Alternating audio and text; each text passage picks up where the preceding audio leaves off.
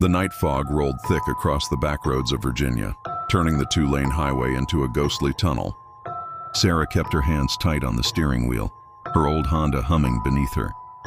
It was past midnight, and she had a 40-minute drive home from the diner where she waitressed. This stretch of road always unnerved her. No streetlights, no houses, just endless woods crowding the asphalt.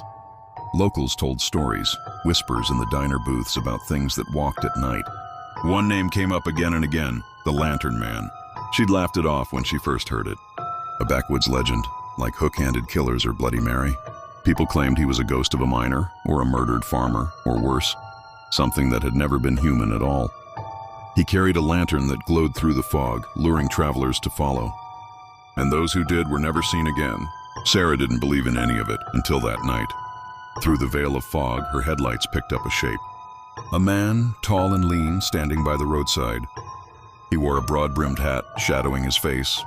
In his right hand, he held a lantern that swayed with his movements.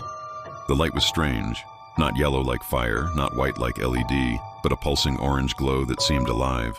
Sarah's stomach dropped. Just some hiker, she muttered to herself. Some idiot who got lost. She slowed the car, debating whether to stop. But then the man turned. The lantern swung, and in the brief flare of light, she saw his face, or rather what was left of it. Hollow sockets stared where eyes should be, and the skin stretched thin across his skull looked wrong, almost waxy. The lantern's glow flickered through him like he was barely solid. Sarah's foot slammed the accelerator.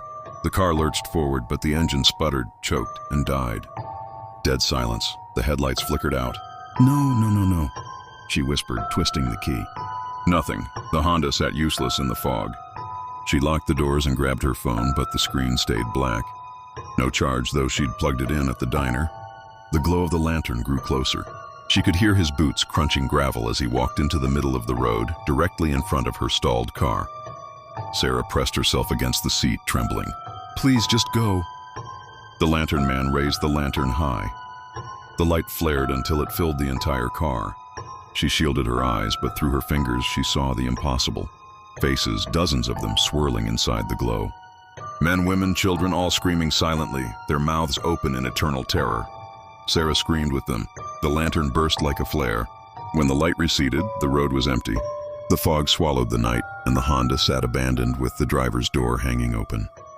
When the sheriff found it the next morning, the engine started on the first try. The battery was fine, but Sarah was gone. And some nights, when the fog thickens on the Virginia back roads, travelers say they see a second lantern glowing faintly behind the first.